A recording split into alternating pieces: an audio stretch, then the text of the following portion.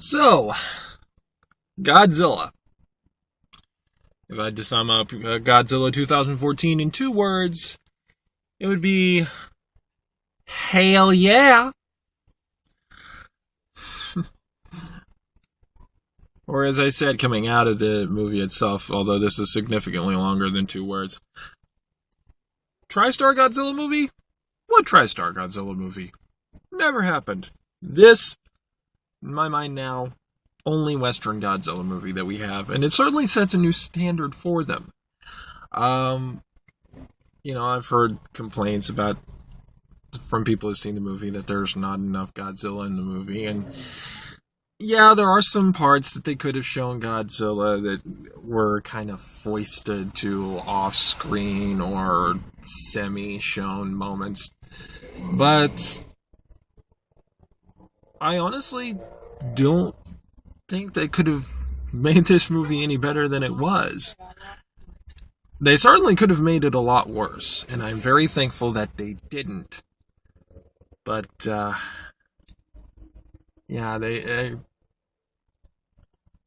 it was a pretty darn good movie. Definitely worthy of the Godzilla name. I apologize for going a little bit into spoiler territory here, but, it's the little touches that they put in this movie that really made it very much like a Godzilla movie. For one thing, they remembered that Godzilla is, above all things, a force of nature. That is, in the movies where he has done the best, Godzilla has been portrayed as a force of nature. And they remember that throughout this movie. And it works so well. Because, Godzilla isn't just some dopey monster. And there have been some good movies, Godzilla movies, where he's been portrayed more animalistically. And this one, he definitely has more animalistic type actions to him. But at his core, Godzilla is a force of nature. And that's really what the Godzilla is. There are some things that some people might complain that they didn't use enough of. Like, say, Godzilla's atomic breath. But they did use it in this movie, thank God. And they actually used it in an interesting way. Because ever since the first time you see Godzilla, and especially when Godzilla actually starts fighting the Mutos, which are kind of bug-like, electric bug-like creatures that he's fighting. From the instant he starts fighting him, you keep wondering, okay, when is he going to blast him? When is he going to blast him? When is he going to blast him? And for about 2/3 of the movie, you're waiting for that. And then all of a sudden, during the final great monster battle, at one point you just see his tail glowing. And the blue goes up his spines. And he opens his mouth. And boom! Atomic fire breath. Not roaring and causing fire to move on its own. Actual self-generated atomic breath. And then they go one step further with it. Because at the very, very last final moment,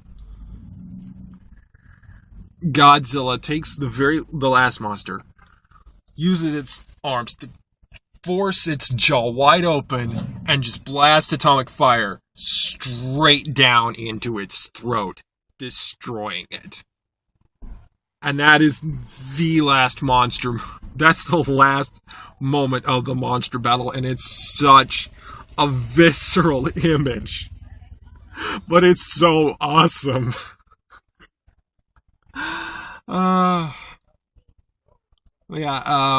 Cranston was not the main person in this movie, but he did have a very major role in it. And the people were actually used very well. Very well. the human element is actually an underplayed or an underrated element in Godzilla movies. Because if you don't have how the humans are reacting to all this crazy stuff, the crazy stuff kind of loses its meaning, you know? Because you kind of have to have those people there for that sense of awe and reverence and holy crap, we are so screwed. Oh, sorry, I was just checking to see how much time is on this. Yeah, you have to have the people there with their reactions in order to give the movie life and to give the monster battles that appropriate sense of scale. So, I'm not going to complain that there wasn't enough Godzilla in this movie. Could there have been a little more Godzilla? Yeah. Could they have taken some of the battles that were done off screen, like the very first actual monster battle, instead of just having it as news footage? They could have had it actually shown as the battle itself. But even with those decisions, even those decisions may not necessarily have been what I would have liked. They pulled them off very well. They work for the story of the movie. And it's just, honestly, this is probably going into one of my top 5 Godzilla movies now.